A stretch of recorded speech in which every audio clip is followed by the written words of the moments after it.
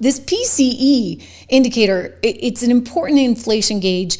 The Fed loves this thing. This is their most sort of prized inflation gauge, personal consumption expenditure index, and it came in a little bit hotter than expected.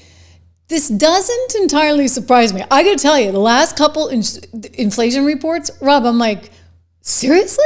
Like, inflation's coming down? Like, I didn't anticipate that, because I feel like these animal spirits are getting kind of unleashed, maybe tempered a little bit by the tariff stuff, but there's all this optimism, right? So what would actually be bringing inflation down other than, yes, there's a willingness to go out and drill, and if you bring energy prices down, that helps. So what's going on with PCE? And I realize that there's some breakdown in terms of Democrats versus Republicans and how they feel about this, and we can get to that. But in terms of inflation itself, is this kind of a one-off, or is inflation going to be the hardest thing that Donald Trump has to fight? Yeah, I mean, look, so what really kind of triggered the market sell-off on Friday was this PCE number came out, and the analyst consensus was something like 2.7%, and it came in at 2.8%. So there's always a fair amount of noise with all of these estimates, and no one can perfectly get it right. And so revisions and all that. So it was a little bit higher, and the market didn't like it, and that really led directly to the stock market sell-off. What I noticed, though, was the bond market took it in stride, and I think there's just a big gap in terms of like what the average person is thinking about inflation, or what even jittery stock market investors are thinking about inflation, and really where bonds are pricing in inflation. We've got a good chart that we want to show folks, because there's bond expectation overall, but like I'm looking at the 10-year right now. Yeah. The 10-year yield is 4.23%. I mean, I remember when it was like 4.9. So that's kind of an interesting indicator. And then there's this, 5-year expectation. Walk us through this chart, because I guess what the bond markets are telling us, and this is really important to think about, because I get it, people freak out, the PCE index is a little, hotter than expected, everybody sells off, maybe this was the excuse they needed going into the weekend, but the bond markets are actually really the ones that are putting real money on the line. And if you look at this chart, and again, I think you should walk us through this 5-year forward inflation expectation rate, what it's showing you is that people aren't terrified of inflation right now, not in the bond market. I mean, it's ticked up a little bit if you look at that tail end, but it's not awful. And that was more just in recent, not necessarily Friday, but in recent days or last week or so. Mm-hmm. So just to give people context, it sounds complicated, but it's a pretty simple but really interesting metric. This 5-year forward. It's what everyone on Wall Street really uses to figure out like what is the market saying, what is the bond market saying in terms of future longer term inflation expectations. Mm-hmm. So it represents, it's like interpolated from the TIPS market, the Treasury inflation protected securities market. And it's just inferring what the market is saying the future inflation rate will be. So it's like, what is the market saying that the inflation rate will be 5 years from now for the next 5 years on average? Okay. So it's a great metric. It's just the market saying, this is where, what we think future inflation rates will be. And I think that number's around 2.15% at the moment. It's towards the low end of, it's towards the low end of where. Hey, we had 9% and change once with under the Biden administration. But this is what's fascinating to me, okay? So just everybody remember that, right? Listen, you know where my bias is. Maybe you know where Rob's bias is. But as an investor, like you kind of need to leave that at the door, because you just want to make money here.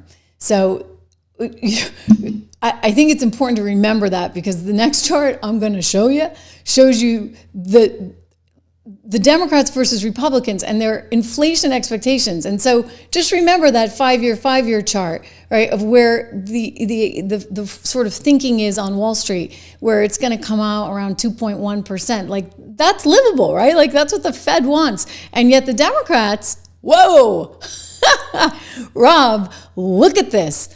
This says that the whole story. I mean, the Republicans think like inflation is going to be nothing. And Democrats actually are looking at 6.5% inflation. They think it's going way up. And it's really gone way that Democrat reading has really gone way up this year, right? And so, I think a lot of that has to do with the fuss that's been made over tariffs and the potential impact of tariffs on inflation. So, and that's really also feeding back probably into stock market sentiment and retail investor sentiment. Okay, so but this is why, like retail investors, I say this, and it's partly why I started this company with you. Yep. I feel like, and listen, my whole career at CNBC and Bloomberg less so with retail investors, but certainly retail investors are watching CNBC, and it's like they just always get it wrong. And by the way, I've worked at NBC Nightly News, and I've been an analyst at World News Tonight on ABC, and I've been a business reporter at CBS News. So I've been there, done that, and I know this sort of like hysteria. I can remember early in my career at NBC, actually as an intern, believe it or not, back when Tom Brokaw was anchoring NBC Nightly News, and I worked on the business team, and it was like, boom, the market was off 500 points. Not back then, it was like 200 points, right? Because you're talking about different numbers. The market, Dow closes down 200 points. It was all hands on deck. We were leading the nightly news. And you get, right, how they like to feed into that sort of, if it bleeds, it leads. And so when you have a huge sell-off, that's what actually dominates. When the market's higher, like nobody cares. We wouldn't get the call like you're the lead on the nightly news tonight. But when the market sells off, they're about that all day long. And so one of the things that I always find sad is that retail investors kind of get caught up in that. And I tell people all the time, like turn CNBC off, turn all that like noise and Fox Business. Look, I've been part of it. I get it. Like when the market's doing something, you're all over it. But I just think it's important to take a step back. And this chart actually really saddens me for a lot of Democrats, again, going back to this, because they just don't get it. They're so embedded with their political beliefs. And this is like a recent thing, right? A recent thing that's happened in the last, I don't know, since Donald Trump came on the scene, right? 2015, where Democrats just want to hate on him. And I'm like, you guys are missing out on opportunities. And this is what this is telling us. They're just so freaked out and so scared.